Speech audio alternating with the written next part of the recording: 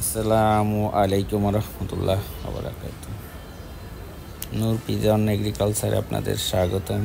আশা করি আপনারা সবাই ভালো আছেন ইনশাল্লাহ। এই যে টবগুলো দেখা যাইতেছে, এটা হলো ওই যে পানির ঝাড়।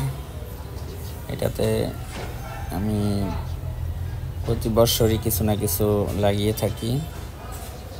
তো এই শীতে লাগিয়েছি হলো ফুলকপির চারা। দেখেন ভালোই হয়েছিল, কিন্তু নেট দেওয়া ছিল না, এই জন্য চড়ুই পাখিতে খেয়ে ফেলছে।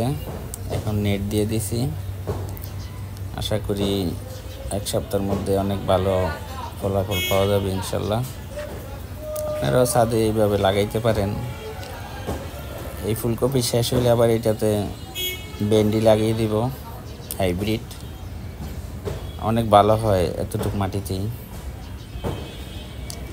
আপনাদের সবারই তো, অনেকেরই তো বাড়ি আছে, ছাদ খালি পড়ে আছে, ইচ্ছে করলে এরকম কিছু লাগাইয়ে ফসল ফলাইতে পারেন। আমি অল্প অল্প করি, শখের বিষয়, কিন্তু ভিডিওর একমাত্র উদ্দেশ্য হইল সবাই যেন উৎসাহ পায়, ভালো হয় ইনশাল্লাহ। দেখবেন আপডেট দিব ভিডিও। এখন নেট দিয়ে দিছি, আর খাইতে পারবো না, চড়ুই পাখিতে অনেক সমস্যা করে।